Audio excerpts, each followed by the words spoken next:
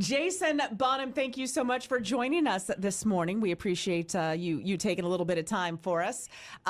Sunday, you're going to be here in Cleveland at the MGM Northfield Park for Led Zeppelin evening. And I've seen you before. Fantastic. So good. Can't wait for the show. I do have, obviously you've got one of the most legendary last names in the history of rock and roll. When did you figure out how big of a deal Led Zeppelin was to the rest of the world? Because you grew up with this. This was nothing out of the ordinary for you. When did it hit you like, oh, gosh? That is a good question. I remember coming to the States, I think, for the first time in '77. And that's, I knew my dad was in a band and it was doing pretty good. But it wasn't until I came stateside that you could really see the dynamic in a very, very different way. It was crazy. I was there at Tampa when it was rained out, and the place went into a riot, which was scary for an 11-year-old kid. But I remember asking my dad, I said, who else is playing? Stones?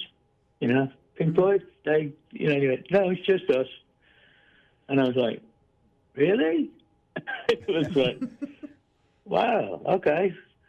So, yeah, it's suddenly, and then much later in life, really, it wasn't until he was gone that you get to look at it from a different perspective, that you suddenly, how much it means to everybody. And that's one of the reasons why we do the show. It's, as much as I love it, it's about me and my stories with my old man and make people laugh. Everybody has a song or a story about Led Zeppelin which they cherish. And it was like he became their drummer, the people's drummer, for all the fans. And so the fact that I'm now almost 60 doing this is one of those things where I go, no wonder it's hard to do now. I'm trying to compete with this 20-year-old kid that was playing for Zeppelin at the time. So I enjoy it thoroughly, though. That's great. Okay, well, let me ask real quick about your dad. What is one thing that people get wrong about your dad, either as like a drummer or a person? Maybe something you get upset about, like someone says something, you're like, well, no, that's not true. Set the record straight. Yeah, and if you don't mind, set it straight now. That he actually wasn't as heavy hitter as everyone thinks. And I say that because when you watch and look at the videos of him playing, look at where the drumstick is in his hand and how far the stick goes through the hand. And if you know anything about even the laws of physics, when you look at the pendulum effect that he doesn't create, because the stick is not at the end, he's not holding it at the end of the stick. He's literally halfway up. So the stick that he's hitting the drum with is only probably 5 inches out of his palm, 6 inches out of his palm. So it's not like he's got this massive mallet thing going on. It was all about finesse. And he always used to say, you can't kill the drum to get a tone out of it. So I think a lot of people think of him as this huge, massive drumstick kind of guy with great stuff. You know what? Many a time, he only changed the drum heads if something broke. He'd go on tour for 3 years after the last tour with the same drum heads on the drum kit. Wow. Than they were. Yeah, he was. He said it sounded fine and nothing wrong with it. Don't fix it. Yeah, because you picture a madman up there just banging on the drums, but gosh, that was such a technical drummer answer. I love that. Obviously, your dad had huge influence on the way you played, but is there another drummer outside of your dad that really influenced the way you play? Oh, without a shadow of a doubt, Phil Collins. Really? Without a shadow of a doubt. You have to imagine in 1980, Phil had just brought out, In the Air Tonight, and then Abacab, the album, just came out. And my dad had got me into Genesis. He bought the Duke album, so he really liked the song "Turn It On Again," and he would make me play drums to it. And I told Phil this story. I said, because at the time Phil had beaten Dad in a drummer's poll, whatever. So he was second and Phil was first. It was a Melody Maker drummer's music poll, and so I learned the song. Dad said, "Play it again, keep playing it, play it again," and I got it, And then he went, "I don't know what the big deal is. My 13-year-old boy can play that song." So that was his little joke, and I told Phil, and Phil laughed his head off. He actually just said the fact that he was like, he talked about me he goes, "I'm happy with that." The fact that he actually knew who I was, and I went, "You're kidding, right?" He said, "No," and I said, "Well, yeah, Dad, Dad was a man of very few words. A lot of the time, he was very quiet. There aren't that many interviews with him, but no, he loved that song." And then that's when Phil asked me. He said, "What do you think he would have thought of In the Air Tonight?" I said he would have loved it, because the fact that to have drums that loud and predominant in a song, he would have thought what a fantastic idea that was. I mean, it really was. Up until that point, we never used the drums as that kind of iconic moment when it just changed drumming forever. Yeah.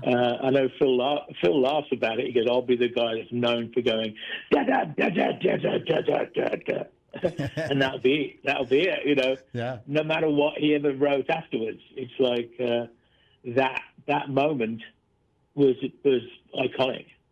Wow. Yeah, well said. Well said. Let me ask you this. So obviously, you have experience in the analog age of drumming. Now that we're kind of past that, now we're in the digital age now. Is there something that has changed your style because of this, or are you just kind of like, no, I kick it old school. I keep it as analog as possible? Well, for me, the only time I've got into digital programming and with drums is when my son actually asked if I would help him out in some songs, and I didn't tell him that I was going to change some parts. I just said, "Yeah, I'll help you out." So he goes, "I don't want you to play though. I want you to listen to what I've got there and just make it better." So I was like, "Okay, fair enough." So because most of the times now to get you've got to go into a studio to record drums. You've got to have a good drum room. It's the whole process, which I still love.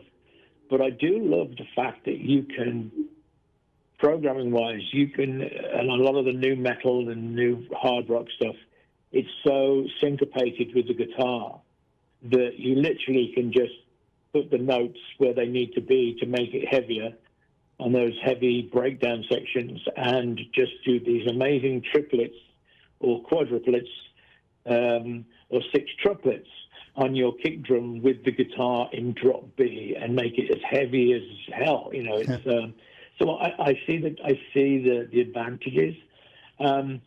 It also, though, I will say this: the dawn of Pro Tools and all of that has made things life a lot easier, but you can't beat the old days when a take was a take, even if it had a slight mistake in it, and finally got it right. It had a vibe. Now we all want perfection because we know it exists now. You know what I mean? We know it. We know it can be perfect. So there's a lot of time I feel certain people, certain music is just too perfectly done. Well done, though. I will say that I won't knock it, because everything is the sound quality these days. When you listen to, if you play a modern day album compared to an album from even the 80s, even from the 90s, have you seen the volume difference when you play something back to back? Oh, yeah. It's ridiculous Right. how much louder music is today, because it's slammed, All right. Well, I know you've got 1,000 things to do. We're really excited about the show Sunday, but I do want to ask you just this one last question, because you've played with everybody. I mean, you've played with Zeppelin, you've played with Heart, you've played with Slash, you've played with Sammy Hagar, you've played with legends. Is there anybody still on your bucket list that you would love to jam with that hasn't happened yet? Sadly, but I lost out on the chance. I'm a huge Chris Cornell fan, and so are we. that was on my bucket list. I still I still play that first solo album of his, Utopia calling, with the going to end the song "End the World." Oh my God! I just absolutely love Chris's voice to beyond, So and all what he did with Audio Slave and everything with Soundgarden. So yeah, he was the guy that I was desperate to try and do something with, and it just never came about. I think now I really like Marcus King. I think he's an amazing artist. I absolutely love his guitar playing, but I love his voice even more. And yeah, I mean, I'm open to work with any kind of vibe. I'm actually really getting into, the new fake music that we keep hearing, where it's everything, every song's turned into 70s R&B funk with horn sections. Mm-hmm. I definitely want to get a band and go out and perform those songs with a horn section, the whole thing, and do a whole evening of that. Honestly, and everyone would have to wear afros. Yeah, I've got images of. To me, I love it. The version of New York Groove, God bless him, Ace Frehley, God bless him. The version they did of New York Groove is so cool. I want it to be released.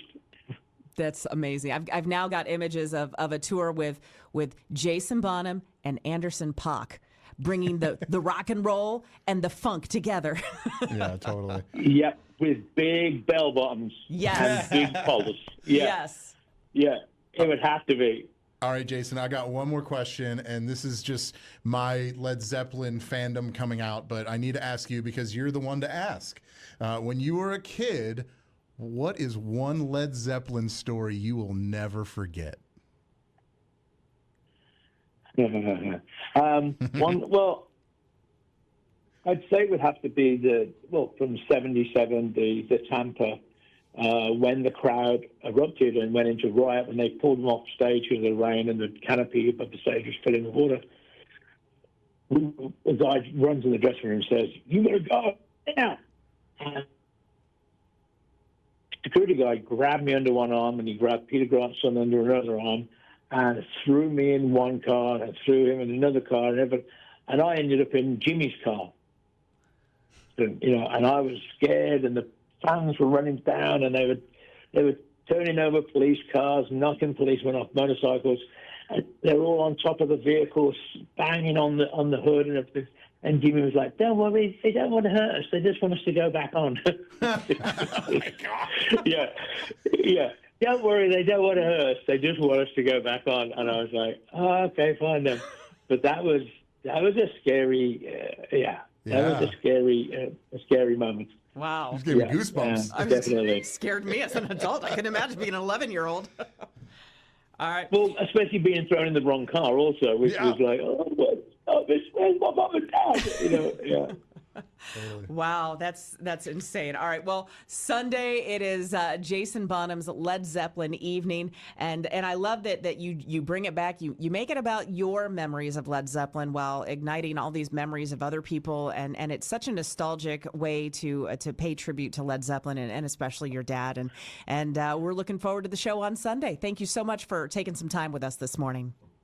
Well, thank you for having me. And Thanks, this is for people who don't remember. This one is, we only do this on this year. We are doing the 50th anniversary. The whole of Physical Graffiti, from no track will be missed. So it's a complete Physical Graffiti from start to finish. And yes, for the audience is good. We throw in a few extra ones at the end, but it has been phenomenal to do this. The whole album from start to finish, every one of these songs is a classic, and I'm amazed. This is the leg number 3, so we've already done 70 shows of this so far, so I'm really looking forward to it. That's awesome. Well, that's a great album. That Physical Graffiti album is one of those. Everybody loves it, but not a huge radio hit. It's chef's kiss, this album. Can't wait. I'm literally looking at a picture that I took yesterday because I listened to the whole album yesterday. And the fact that you just mentioned it just kind of gave me chills. So I appreciate that. Thank you. You're welcome. We'll see you Sunday, Jason. Take care.